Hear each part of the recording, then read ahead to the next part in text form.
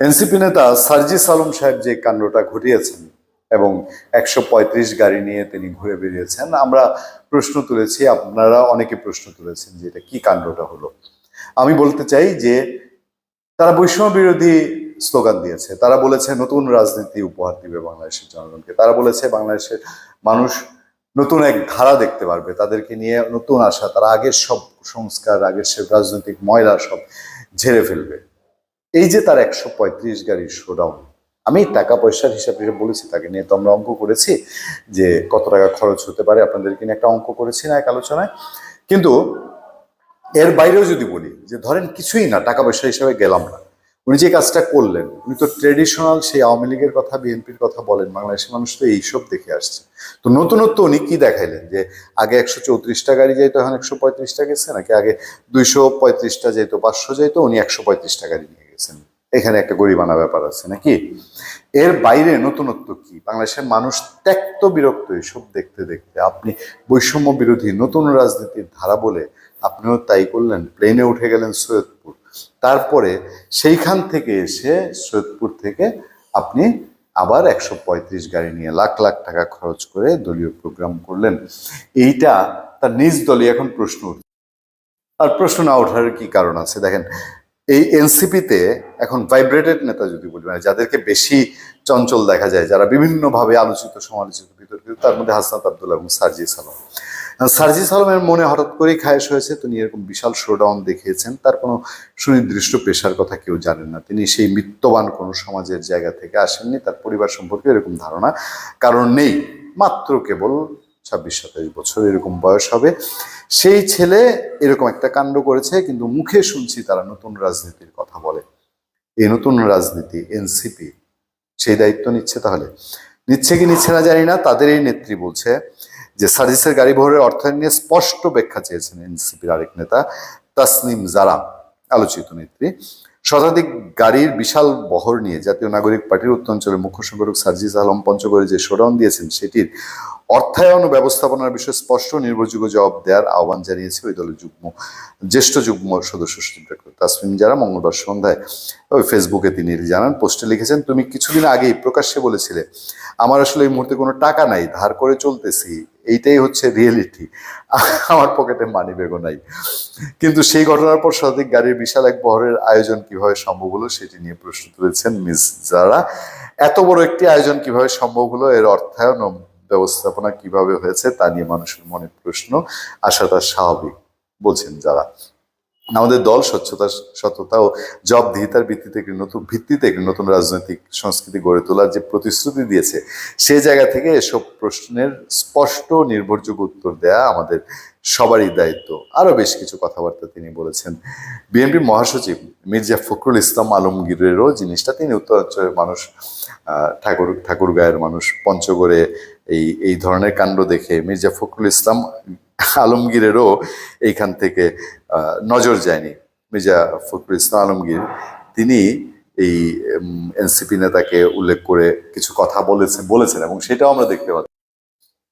NCP নেতা সার্জিস আলমের শোডাউনের দিকে ইঙ্গিত করে বিএনপি মহাসচিব মির্জা ফখরুল ইসলাম আলমগীর বলেছেন, যারা 100 গাড়ি নিয়ে ইলেকশন ক্যাম্পেইন করতে যায় তারা কি করবে সেটা আমরা ভালো বুঝি। অন্যদিকে জাতীয় নির্বাচন নিয়ে ষড়যন্ত্র হচ্ছে বলে মন্তব্য করেছেন বিএনপি স্থায়ী কমিটির সদস্য ডক্টর খন্দকার মোশাররফ হোসেন।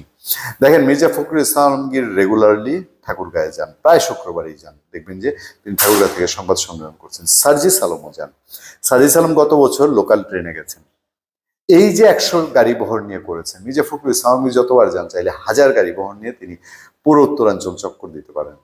সার্জিস আলম এই যে 150 গাড়ি নিয়ে ঘুরে আসলেন, লক্ষ লক্ষ টাকা খরচ করলেন, তিনি যদি খুব নর্মাল যেই বক্তৃতা তারা দেন, গরম গরম বক্তৃতা, কি বৈষম্য বিরোধী আছে, এই যে যারা যেটা বললেন, তাদের নেত্রী বললেন যে কি স্বচ্ছতার রাজনীতি, মানে গরিবের রাজনীতি যদি হতো, তিনি লোকাল ট্রেনে যাইতেন, একদিন সময় নিয়ে যাইতেন, তিনি গ্রামে গঞ্জে হেঁটে বেড়াইতেন, একসাথে 3 উপজেলা তার শোডাউন করে হাত তুলে গাড়ির ওই, তাও আবার ছাদকোলা জিপ লাগে এখন, যেটা এত বছর দেখতে দেখতে বাংলাদেশের মানুষ ত্যক্ত, বিরক্ত এবং হাঁপ ছেড়ে বাঁচতে চায় যে ভাই বাঁচান, আমরা এগুলো দেখতে চাই না। এরকম পেঁ পু স্লোগান এগুলো আমরা দেখে আসছি, এগুলো বাঁচতে চাই না। তিনি যদি সিম্পল সাদামাটা করতেন আরো বেশি মানুষের কাছে গ্রহণযোগ্য হতো না? আরো বেশি এটা রেসপেক্টেবল হতো না? দেখ, তার নিজের মধ্যে নিজের দলে যখন এই কথাগুলো উঠেছে তখন সার্জিস আলম এটার একটা জবাব দেওয়ার চেষ্টা করেছেন, কারণ মুখ তো বাঁচাইতে হবে, মান বাঁচাইতে হবে। মান তো ওনার গেছে কি গেছে না এটা কয়েকদিন পরে বুঝবেন। এই যে বিশাল শোডাউনটা করেছেন, 7 মাসের বৈরাগী যদি বলি তাও কি কম কম বলা হবে? আর দল হয় নাই 1 মাস, যেদিন তিনি তার পঞ্চগড়ে গেলেন দলের বয়স 1 মাস হয় নাই, এরকম একটা লঙ্কা কাণ্ড করে এসছেন। করার পরে জবাবটা সার্জিসের কি দেখেন। শতাধিক মাইক্রোবাস নিয়ে পঞ্চগড়ে শোডাউন দেয়া নিয়ে জাতীয় নাগরিক পার্টির জ্যেষ্ঠ যুগ্ম সদস্য সচিব ডাক্তার তাসিম জারার খোলা চিঠির জবাব দিয়েছেন দলটির মুখ্য সংগঠক উত্তরাঞ্চল সার্জিস আলম। জবাবে তিনি বলেছেন, ফেসবুকের রাজনীতি আর মাঠের রাজনীতি এক নয়। বাপরে বাপ, তাহলে তো বিশাল তিনি রাজনীতি অলরেডি অনেক শিখে গেছেন, বুঝে গেছেন না? কয়েক মাসে বছর গড়েনি এখনো।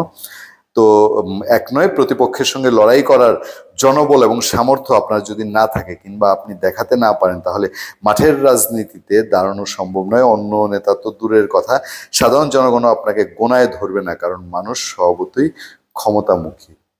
কার মুখে কি শুনছি আমরা? এটা বিশ্বাস হয় যে সার্জিস এতদিন কি বলে এসছেন, এখন বলছেন বিএনপি আওয়ামী লীগ তাদেরকে প্রতিরোধ করতে হলে তাদের মতো করে এরকম শত শত লোক নিয়ে এবং টাকা, এবার টাকার কথা নিশ্চয়ই বলতে হয়।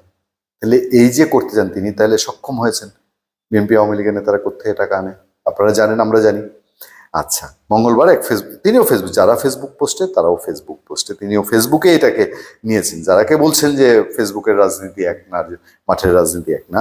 প্রিয় তাসিম জারা আপু, আপনাকে অসংখ্য ধন্যবাদ। আপনার খোলা চিঠির উত্তরের পূর্বে দুটি বিষয় বলতে চাই। প্রথমত, আমাদের চিন্তা চেতনা ধ্যান ধারণা থেকে সবার আগে যে বিষয়টি বাদ দিতে হবে সেটি হচ্ছে, একজন নতুন করে জাতীয় রাজনীতিতে এসেছেন মানে তার পরিবার সহায় সম্বলহীন, অসহায়, নিঃস্ব না। বিগত বছরগুলোতে আওয়ামী লীগের নেতারা চাঁদাবাজি, লুটপাট করে এসব কাজ করেছে বলে একই কাজ করে অন্যরাও সেটা করবে, বিষয়টি তেমন নয়। আমার এই মুহূর্তে কয়েক লক্ষ টাকা খরচ করার সামর্থ্য নেই মানে এই নয় যে আমার পরিবার আত্মীয় স্বজনের সেই সামর্থ্য নেই।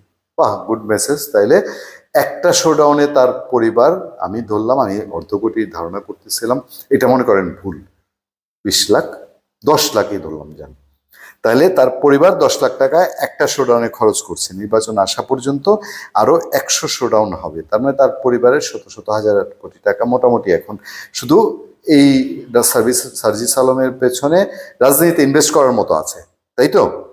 বিষয় তো তাই দাঁড়ায়।